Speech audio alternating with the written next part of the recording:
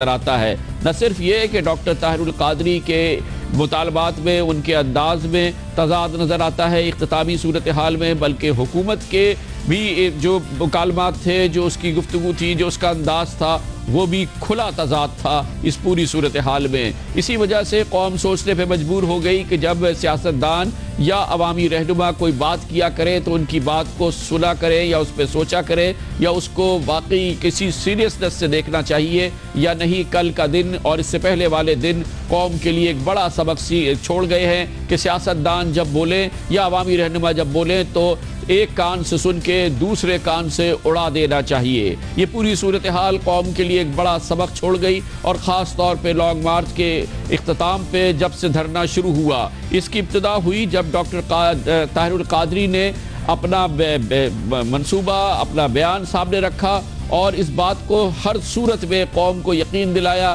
کہ ان کا اعتبار کسی بھی صورت میں حکومت پر نہیں ہے، نہ ہی حکومتی وزراء پر ہے، اور نہ ہی اس بات کا کوئی امکان ہے کہ اس حکومت سے اور اس کے وزراء سے کسی صورت میں بھی وہ کوئی بات کریں گے۔ وزیر اعظم پاکستان یہ اب ایکس ہو گئے، سب ایکس ہو گئے، x president of Pakistan, ex prime minister of Pakistan, وفاقی سابقہ وفاقی وزراء، آپ کا مینڈیٹ ختم ہو چکا ہے حضرات، اور اخلاقی طور پر آپ کی حکومت اور اسمبلیاں ختم ہو چکی ہیں حضرات۔ بدقسمتی سے ہمارے حکمران اور لیڈر اوپر سے نیچے تک کرپشن میں گھرے ہوئے ہیں، یہ غریبوں کا خون چوسنے والے، یہ ایسا کردار ادا کرنے سے قاصر ہے۔ کیا حق پہنچتا ہے جس ملک میں 4 دن 100 لاشیں پڑی رہے احتجاج میں، ان حکمرانوں کو پارلیمنٹ میں بیٹھنے کا کیا حق پہنچتا ہے جنہوں نے 60 سال سے اس قوم کا خون چوسا ہے، اس قوم کے خزانے لوٹے، کرپشن کی ہے، نااہلیت کی انتہا کر دی ہے، یہ قیادت کہلانے کے حقدار ہیں؟ سینکڑوں کی تعداد میں بجلی چور پارلیمنٹ کے ممبر اور وزیر بن کے بیٹھے،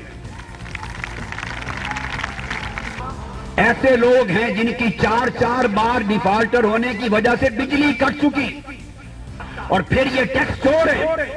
70% کے قریب پارلیمنٹ کے ممبران اور اسمبلیز کے ممبران وہ ہیں، ٹیکس دینا تو درکنار، جنہوں نے ٹیکس ریٹرنز تک داخل نہیں کی، اتنے بڑے قانون شکن۔ مگر اسی وقت یہ تھوڑا قدر حیرت سے دیکھا گیا جب انہی سابق وزیر اعظم اور انہی سابق وزراء کے سامنے ڈاکٹر طاہر القادری نے اپنے مطالبات رکھے، قوم نے سوچا کہ بہرحال مطالبات کسی نے تسلیم کرنا ہے، تو ان کی توجہ ہو گئی ان مطالبات کی جانب جو ڈاکٹر طاہر القادری نے رکھے۔ مطالبات وسیع نوعیت کے تھے، اور قوم نے سمجھا کہ شاید واقعی انقلاب آنے والا ہے، کیونکہ اگر ان کا یہ عزم مصمم ہے کہ وہ اسی وقت ہٹیں گے جب یہ مطالبات تسلیم ہو جائیں گے، تو اس سے اندازہ یہ لگایا گیا کہ واقعی اگر یہ اسی وقت دھرنا ختم ہوگا جب یہ مطالبات بنون تسلیم کر لیے جائیں گے، تو واقعی یہ ایک بہت بڑی تبدیلی ہوگی، کیونکہ مطالبات کی نوعیت ہی کچھ ایسی تھی۔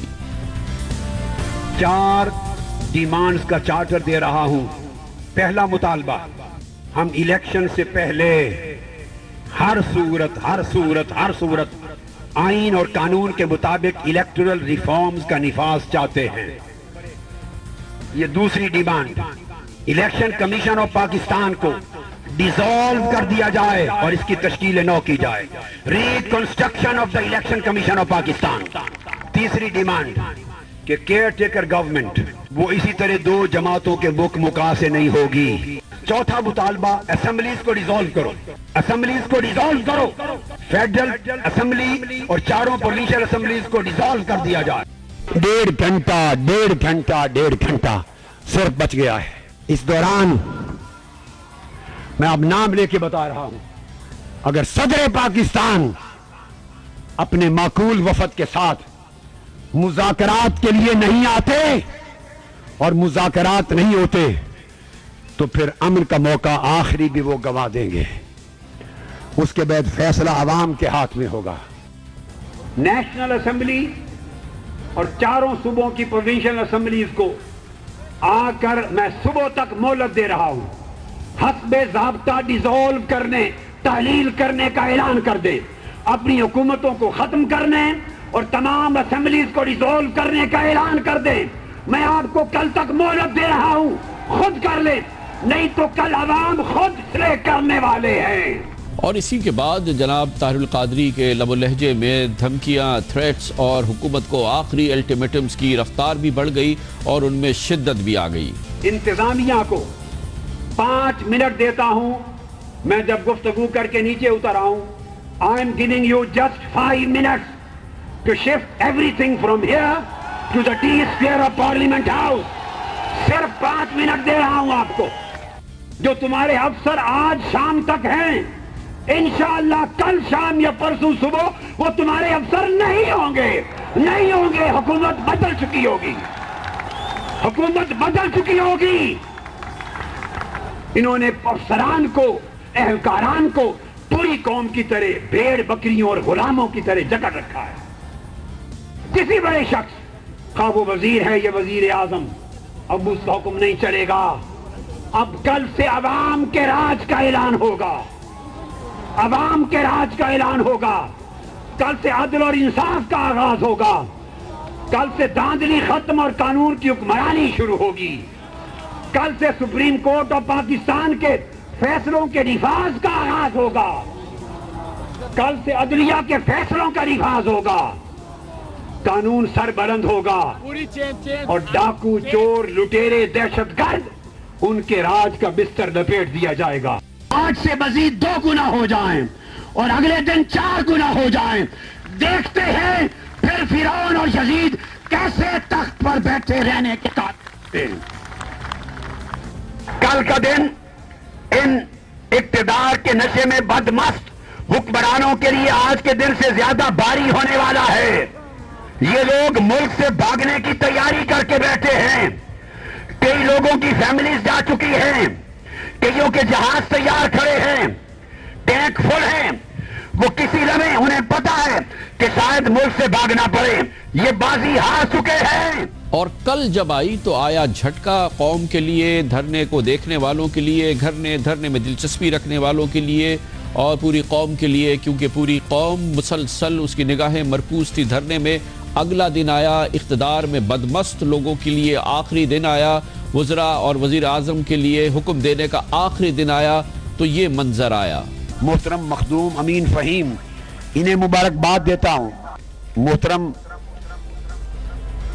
فاروق نائک، وزیر قانون پاکستان کے، ان کو مبارکباد دیتا ہوں۔ محترم سید خورشید شاہ صاحب، ان کا بڑا کنٹریبیوشن ہے۔ قمر زمان قاہرہ صاحب نے، میں لے رہا ہوں، ان کو مبارکباد دیتا ہوں، کمان قاہرہ صاحب کو۔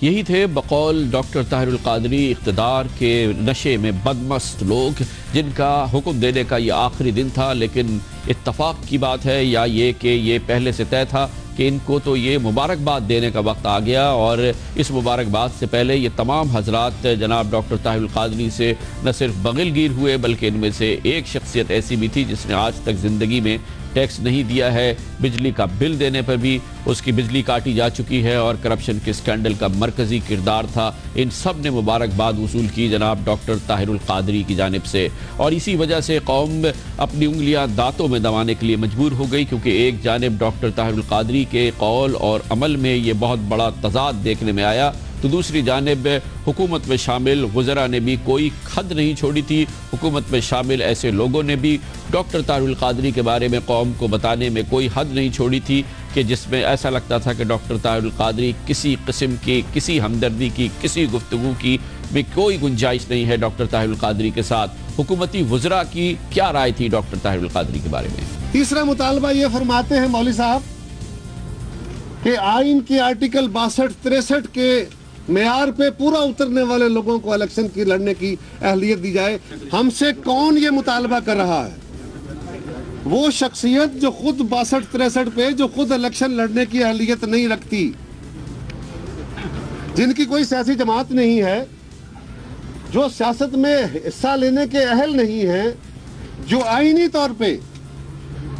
طور پہ پاکستان کے آئین کے مطابق الیکشن نہیں لڑ سکتے، اس کے لیے انہیں کینیڈا کی شہریت ترک کرنی ہوگی۔ وہ ترک کرنے کو تیار نہیں ہے، پاکستان میں الیکٹورل ریفارمز مانگتے ہیں۔ یہ بات کہی گئی کہ آئین کا آرٹیکل 62-63 کے تحت وہ لوگ جو اہل ہیں، جو اس معیار پہ پورا اترتے ہیں، صرف ان کو الیکشن لڑنے کا حق ملنا چاہیے۔ تو بھائی جان، یہ سلیکٹیو ڈیموکریسی نہیں ہے، یہ پارٹیسپیٹری ڈیموکریسی ہے۔ پھر کون سا طریقہ ہے؟ کیا ہمیں اپنی اہلیت کے سرٹیفکیٹ اس ملک کے آئندہ کے لیے منہاج القرآن کے ادارے سے جا کے سرٹیفکیٹ لینے ہیں؟ مارچ تو وہ ہوتی ہے جو پیدل چلتے ہیں آپ، یہ تو ٹرین مارچ ہوتی ہے، گاڑی مارچ ہوتی ہے، یہ محل مارچ تھی۔ تشریف لائے اور آتی انہوں نے کہا 5 منٹ میں یہ خالی کر دو۔ فائن، میں نے اتنا جلالی آرڈر کبھی دیکھا ہی نہیں۔ مجھے یقین کریں، جب میں نے دیکھا، میں معافی چاہتا ہوں مولوی صاحب سے کہ مجھے ایسا لگتا ہے جیسے رنجیت سنگھ نے داڑھی چھوٹی کر کے یہاں پہ اسٹیج پہ۔ آپ ان سے پوچھ لیں مولانا صاحب سے، جب کشمیر میں زلزلہ آیا 2005 میں، یہ کہاں تھے؟ ایک دعا تک بھی نہیں مانگی اس نے۔ جب آئی ڈی پی سوات کے آئے، لوگ مارے گئے، وہ باہر آئے، گھر سے بے گھر ہوئے، یہ کہاں تھے؟ وزیرستان کے لوگ آئے، مارے گئے، یہ کہاں تھے؟ 2010 میں سیلاب ہوا، سارا ملک سیلاب میں آ گیا۔ پوچھا جائے مولانا صاحب سے کہ بھائی جو این جی او آپ کو آج اربوں روپے دے رہی ہے، اس این جی او نے ان حالات میں، کشمیر کے زلزلے میں، سیلابوں میں، تباہی میں کیا کچھ دیا؟ کس ملک کو کیا دیا؟ آج کہاں سے دے رہے ہیں؟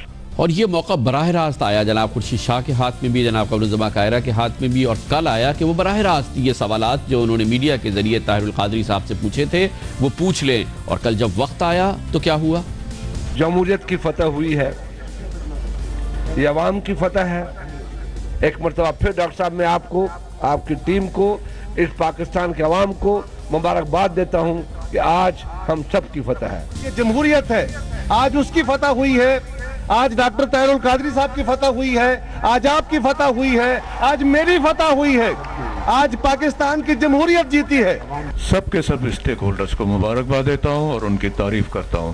اتنا بڑا جلوس اور جس میں ایک اتنا بڑا مارچ، جس میں سٹنگ بھی ہوئی اور جس میں کوئی ایک گملہ نہیں ٹوٹا، کسی کا نقصان نہیں ہوا، کمال کی بات ہے۔ آج کا جو ڈیکلیریشن سائن ہوا ہے، یہ آپ سب کی ایک فتح ہے، یہ جمہوریت کی فتح ہے، یہ آئین کی فتح ہے اور یہ ان کی فتح ہے۔